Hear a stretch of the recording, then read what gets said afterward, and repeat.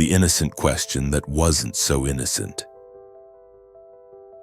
He was sitting alone at a small cafe table, sipping his coffee slowly.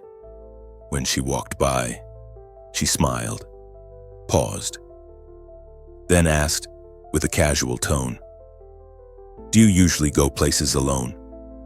He looked up, caught off guard by the question, and smiled back. "Yeah, I guess I enjoy the quiet sometimes," he replied. She nodded, paused for a second as if waiting for something more, but nothing came. She gave a polite grin, said it was nice chatting, and walked away. He never saw her again. At first glance, it seemed like just a casual encounter, a friendly question. Nothing special. But what he didn't realize was this: she wasn't really asking about his social habits. She was testing his emotional availability. She wasn't trying to make conversation. She was sending a signal, and he missed it. She didn't ask to get to know him. She asked to see if he could recognize a door that had just cracked open. And like 97% of older men, he failed the test. The truth is, most men past a certain age have learned to live on autopilot when it comes to women. They've grown used to reading words at face value, interpreting questions as information requests, not invitations. But women don't always play by the same rules, especially when they're flirting. Here's the uncomfortable reality. When a woman is interested in you, she rarely comes out and says it. Not directly. Instead, she uses small questions, seemingly random ones, the kind of questions you wouldn't think twice about. Because that's the point. If she asked you something obvious, you'd get defensive, or awkward, or you'd misread her completely. But when she asks something subtle, your guard stays down. She watches how you react, what you say, how fast you say it, whether your body leans in or pulls back, whether your voice carries warmth or coldness. These questions are not random. They are strategic. They are invitations disguised as curiosity. And when you answer them with detachment, when you treat them like background noise, she knows you're not tuned in, not emotionally present, not capable of dancing in that unspoken space where connection begins. That's why this video matters, because once you understand the language behind the question, you'll never hear women the same way again. And it all starts with understanding what that one question really meant. Why older men don't see the signals. It's not because they're blind. It's because they've been trained to see only what's clear, direct, and confirmed. Over the years, older men tend to become more rational, more measured, and less inclined to chase shadows. They've been taught that reading into things is dangerous, that assuming a woman is interested when she's not is foolish, that it's better to play it safe than look like a fool. This mindset might protect them from embarrassment, but it also robs them of intimacy. As men grow older, they filter life through logic. They rely on reason to avoid chaos. But attraction doesn't speak in logic. It speaks in hints, in hesitation, in the slight raise of an eyebrow, in a question that doesn't quite match the conversation. And when a woman offers that subtle invitation, many older men simply don't hear it. Not because they don't want to, but because they've trained themselves to ignore anything that isn't obvious. They've heard all the warnings. Don't assume she likes you.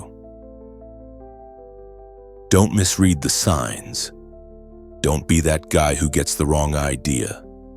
And so, they become exactly that guy, just on the other end of the mistake, the one who fails to recognize when it's real.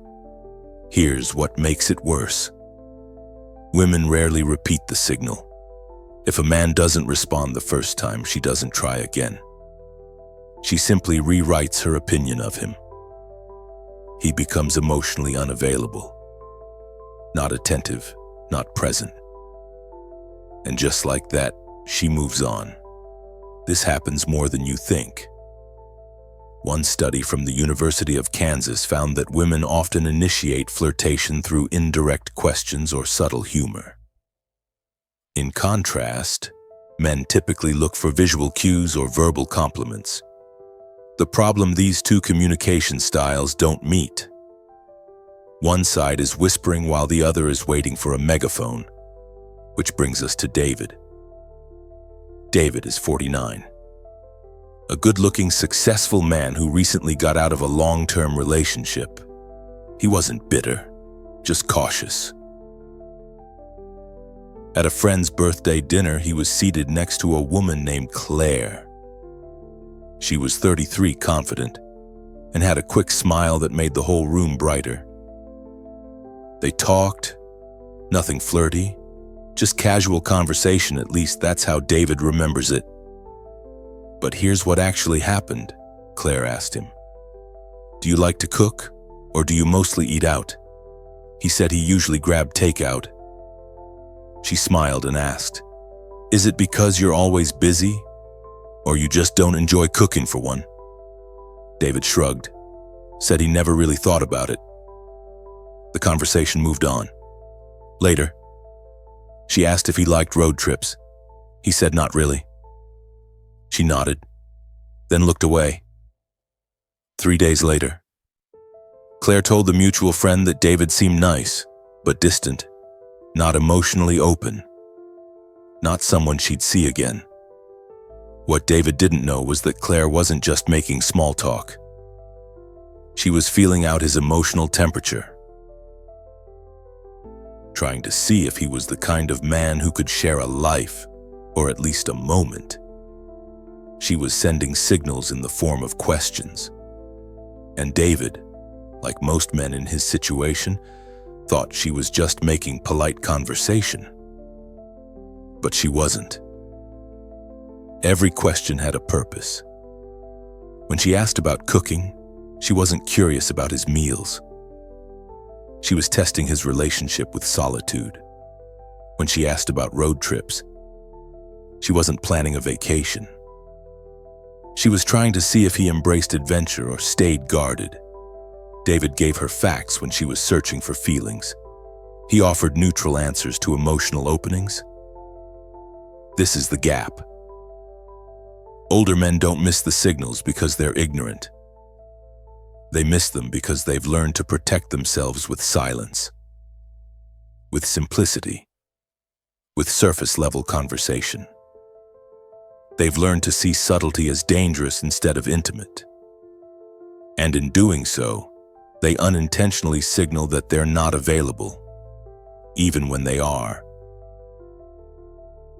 The tragedy here isn't just that opportunities are missed. It's that connection becomes impossible when you only play the game above the surface. To understand women is to listen with your entire presence, to answer the question beneath the question, and to know that sometimes what sounds like a random comment is actually a carefully placed invitation. David didn't lack charm. He lacked awareness. And for men like him, awareness is the key that unlocks everything. Because until you recognize that a question can be more than just words, you'll never see the doorway she's quietly holding open. She's not waiting for your answer. She's watching your reaction. This is where everything begins to shift. Most men hear a woman's question and think, "I should give her an answer, a clear, honest, practical answer." But what they don't realize is that she didn't ask to learn something. She asked to feel something. And what she's paying attention to isn't the words you say, but the energy behind them. When a woman asks, "Do you usually go places alone?" she's not conducting a survey. She's tossing a stone into the water. And in that moment, you're the lake. She watches how the surface moves. Does it ripple with curiosity? Does it reflect warmth? Or does it stay still, cold, unreadable? That's the first twist. Her question isn't a request, it's a reflection test. She wants to see herself in your reaction. Over time, 3 types of responses tend to surface from men. Each tells a different story. Each has a very different impact. The first is the cold response, detached, neutral, sometimes even guarded. A man hears the question and answers with minimal effort. Yeah, I like being alone. Short, flat, no warmth, no follow-up, no opening. To him, it's just a fact. To her, it's a dead end, a wall, a sign that this man is either uninterested, unavailable, or emotionally closed off. In her mind, that conversation is over before it even begins. So she leaves. Not because she didn't like him, but because he showed no sign of life beneath the surface. The second is the over-calculated response. No, this is where things feel like an interview. The man suddenly becomes serious, overthinks the question, tries to give the perfect, well-structured reply. He might even shift posture, clear his throat, and offer a mini monologue. I believe solitude is important for reflection, especially in this phase of life. That might sound wise, but to her it feels distant, mechanical, too polished. He's not engaging with her as a person, he's performing.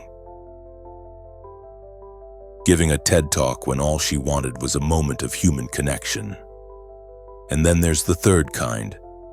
This man doesn't just hear the question, he feels it. When she asks if he goes places alone, he pauses. Not because he doesn't know the answer, but because he senses there's more to this moment. He looks at her, not through her. He smiles, maybe lets out a breath, and says something honest but open. Sometimes. But it's always more fun when there's someone worth sharing it with. That's it. No over-explanation. No detachment. Just a flicker of warmth, a moment of emotional presence. And in that instant, something shifts. She leans in because she feels seen. This kind of response isn't about being clever. It's about being present. You're not just reacting to the question. You're responding to the person behind it. Because at the heart of every subtle question is an emotional subtext, a hidden frequency among women, especially emotionally intelligent women, are tuned into it. They want to know how you dance with the invisible, how you handle moments that aren't just words, but signals. If you can meet her in that space, you're no longer just answering, you're connecting. Think of it like this. When she asks, she's not holding out a microphone. She's holding out a mirror. And what she sees reflected back determines everything. If she sees coldness, she withdraws. If she sees a performer, she disconnects. But if she sees a man who listens, who feels, who dares to show a glimpse of himself, she stays. This is not about being romantic or dramatic. It's about emotional fluency. The ability to sense the layers beneath a simple question, and to respond with something real, even if it's small. You don't need to impress her. You just need to show her that you're alive inside, because in her world, attraction isn't built on facts. It's built on feelings. And feelings don't wait for perfect answers. They wait for real moments. So the next time she asks something that feels casual, don't rush to reply. Pause. Feel. Let the ripples happen. Because maybe, just maybe, she's not asking a question. She's handing you a thread. One that if you hold on to it with care, could pull you into something neither of you expected. The questions that seem casual, but are actually an invitation. Once you begin to hear what she's really asking, the entire conversation changes. Because women rarely approach attraction with grand declarations. They don't walk up and say, "I'm interested in you." That's not how they move. Instead, they plant seeds. Subtle, soft, easy to overlook, but powerful, if you're paying attention though. These questions aren't random. They're chosen, like small lanterns placed along a dark path, hoping you'll follow the light. They're meant to feel casual. But under the surface, they're carrying something much deeper. A question about your character, a feeling about your rhythm, a test of whether you can hold space without even knowing you're being watched.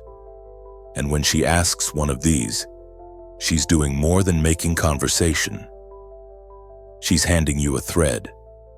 The question is, will you notice? There are 5 questions that come up more than any others. They seem harmless, almost boring. But each one is a quiet invitation, a door she opens with her words to see if you'll walk through with your presence. Let's begin with the first. It sounds simple, almost forgettable. But it might be the moment she decides whether you're just another man in the room or someone worth leaning into. What do you usually do on the weekends? She leans in just slightly, her tone casual, almost playful. What do you usually do on the weekends? It sounds harmless, routine. A throwaway question to fill the silence. But behind that question is something more. Something most men never catch. Because she's not really asking about your schedule. She's asking about your spirit. That simple question carries a hidden message. She wants to know if you have a life worth stepping into. Not one filled with noise and distractions, but one with rhythm, with color, with purpose. And how you answer tells her everything. Most men miss it. They respond with facts, not feeling. I usually just rest, maybe watch some sports. To them, it's honest. To her, it's empty. What she's listening for is whether your time feels alive. Because how you spend your weekends is often how you spend your soul. And that's why the way you answer matters more than the answer itself. A man might say, "Sometimes I like wandering into old bookstores. There's one downtown that still plays jazz from the ceiling and smells like cedar and dust." Now suddenly, the tone shifts. Your words become a doorway. She's not just hearing what you do. She's stepping into how you feel when you do it. That's when curiosity turns into attraction. Because now she sees you as someone with depth. Someone who notices the little things. Someone who knows how to be alone without being lonely. And in that moment, she's not picturing your weekend. She's wondering what it would feel like to be part of it. You see, she's not testing your lifestyle. She's testing your emotional availability. Are you present in your life? Do you savor it? Or are you drifting through it without ever really being there? The way you describe your weekends gives her the answer, without you ever needing to say it out loud. And if you can show her that your time has texture, that your solitude has warmth, you'll stand out not because of what you do, but because of how you make her feel. And once she feels safe in your emotional space, she'll start offering more of hers. Which brings us to her next question. One that seems even more subtle, even more innocent. But if you listen closely, you'll realize it's not about family at all. Do you have any brothers or sisters? She tilts her head, her voice soft. Do you have any siblings? It lands so gently. You barely notice the shift. But this isn't idle curiosity, this is an emotional checkpoint. Because she's not trying to map your family tree. She's searching for something else, something far more revealing. What she really wants to know is, can you connect? Do you carry warmth when you speak about people? Do your words hold weight when you talk about the bonds that shaped you? This question isn't about your brother's job or your sister's city. It's about whether your past has a heartbeat. Whether the people you grew up with still echo in how you speak. Because how you talk about your family tells her how you might talk about her one day. Most men treat it like a formality. Yeah, I've got 2 brothers. End of story. Factual. Dry. Emotionless. But what she's really listening for isn't the number. It's the feeling. Do your eyes change when you talk about them? Does your voice soften, even just slightly? A man who understands this hears the question differently. He might say, I have a younger sister. We used to fight over everything when we were kids, but now she's one of my favorite people. In that one sentence, he reveals history, growth, connection. He opens a small window into his heart, and that's all she needed. Because to her, family isn't just blood, it's emotional fluency.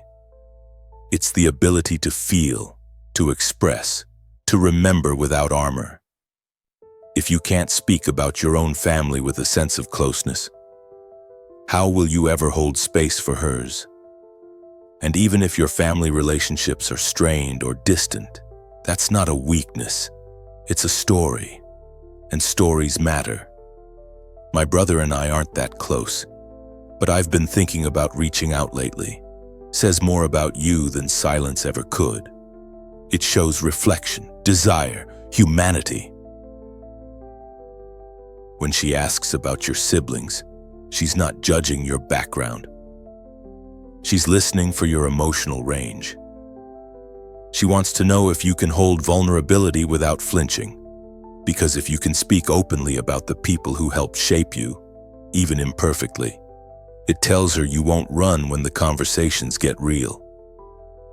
And once she sees that in you, she'll begin to offer something deeper in return. Because now she knows you're not just present, you're grounded. And with that groundedness, she feels safe enough to test the next thread. A thread that sounds like music, but is really about memory. Do you like music? She glances sideways, maybe with a small smile, and asks, do you like music on the surface? It sounds like nothing. A throwaway line. Everyone likes music, right? But this question isn't about genres or playlists. It's about rhythm, emotional rhythm, the hidden melody of your personality.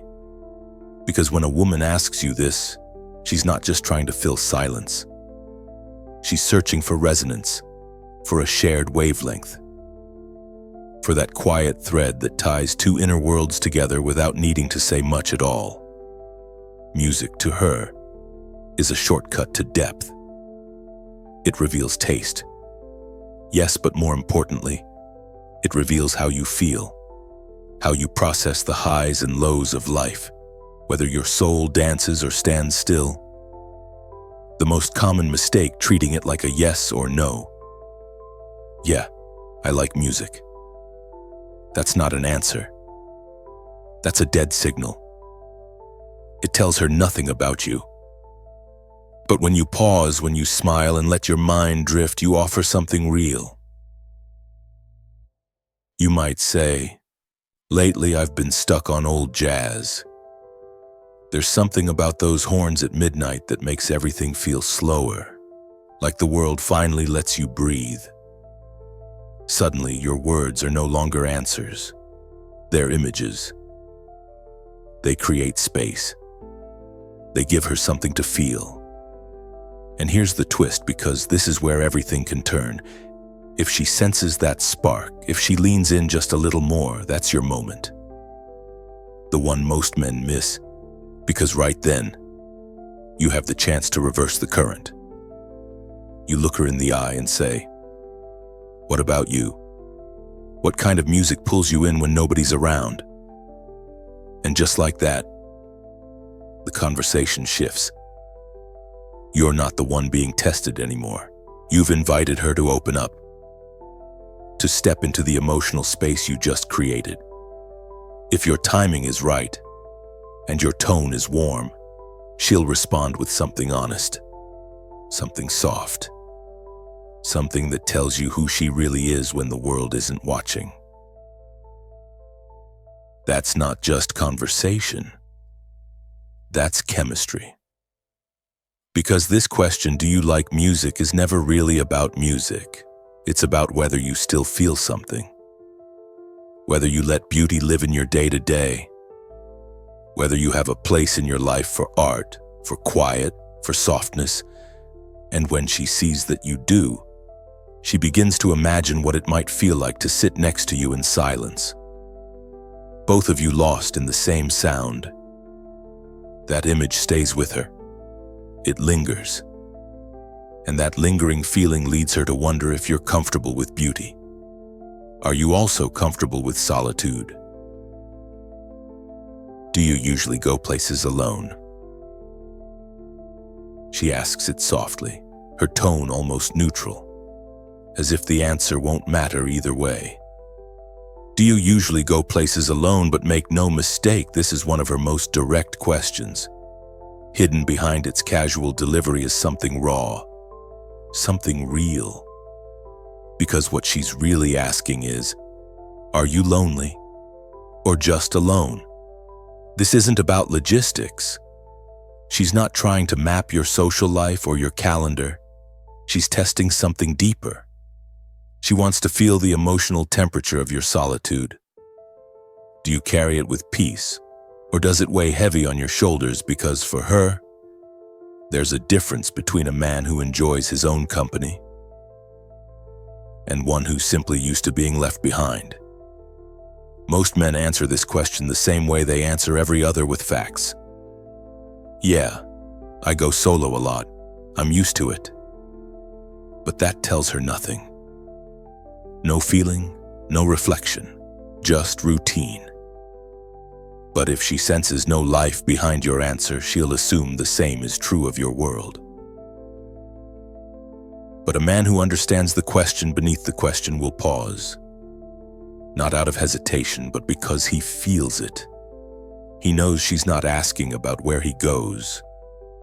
She's asking if there's space in his life, emotional space for someone else. He might say, "Sometimes I do. I like wandering into places without anyone expecting anything from me. But I've found that some moments just feel better when there's someone beside you." That kind of answer does more than speak. It resonates. It shows her that you're comfortable with yourself, but you're still open.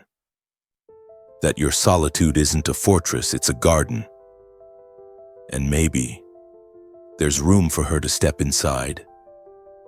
Because that's what she's looking for. She's not afraid of a man who stands alone. She's afraid of a man who's locked the door and thrown away the key. She wants to know if you've made peace with yourself, or if you've simply accepted a life without connection. If you answer with depth, with honesty, with a quiet kind of courage, you change the energy instantly. You let her know that even though you've walked many roads alone, you're no longer walking just to get away. You're walking to find something real. And that answer, that openness, makes her wonder something else. If you've made space in your life, are you also open to the kind of journey that begins not with answers, but with a question? What do you think about people who like to travel alone? She doesn't ask if you like to travel. She doesn't even ask where you've been. Instead, she leans in and says, "What do you think about people who like to travel alone?" It's clever, indirect, disguised as curiosity. But make no mistake, this is a test wrapped in velvet. Because she's not really talking about strangers who book solo flights. She's talking about herself. This is personal. And if you listen closely, you'll hear the deeper question underneath. If I invite you into my world, will you understand it? This is what makes it one of the most strategic questions she can ask. It doesn't just reveal how you see solo travelers. It reveals how you view independence, freedom, mystery, how you respond to a woman who's already moving without you. Many men trip over this one. They either joke it off, sounds lonely, or they get analytical, talking about logistics or safety. But in doing so, they miss the moment entirely, because this question is a subtle invitation. A way of asking, would you walk beside me if I didn't wait for you to lead? The man who sees the signal smiles, not because he's figured something out, but because he feels where this is going. He might say, I think it says a lot. A person who travels alone is curious, open, willing to feel uncomfortable just to grow. I admire that. Then maybe, just maybe, he lets the silence sit for half a second before adding, why? Are you one of them? And now the question flips. The energy shifts. The spotlight turns gently back to her. In that moment, you're not analyzing. You're entering. Because how you answer isn't just a reflection of your worldview. It's your first step into hers. When she hears openness in your voice, not approval, not permission, but genuine understanding, she relaxes. She feels seen. She feels safe to share more. And if you've earned enough trust, she might even tell you why she started traveling alone in the first place. What she was escaping. What she was hoping to find. That kind of sharing doesn't happen with men who stay on the surface. It only happens with someone who knows how to lean into the spaces between her words. Someone who can join her journey not by taking over, but by walking beside her with quiet presence. Because when she asks what you think about people who travel alone, she's not asking for an opinion. She's asking if she'll have to keep walking this world by herself. She's not looking for the right answer. She's feeling for the right emotion. By now, it should be clear. She's not listening to your words like a quiz master checking for correct responses. She's listening for something else. Something quieter, deeper, more lasting. She's feeling for how you make her feel. Because long after she forgets your exact answer, she will remember the tone of your voice. The way you looked at her when you spoke, the warmth or distance in your presence. She will remember whether she felt alive in that moment or invisible. Women don't fall for what you say. They fall for how you say it. That's why confidence matters, but not the loud, arrogant kind. Not the performance. Real confidence is calm, unshakable. It doesn't try to impress or dominate. It simply allows space. It makes her feel safe enough to let her guard down. When she asks those subtle questions, she's not judging your vocabulary. She's reading your energy.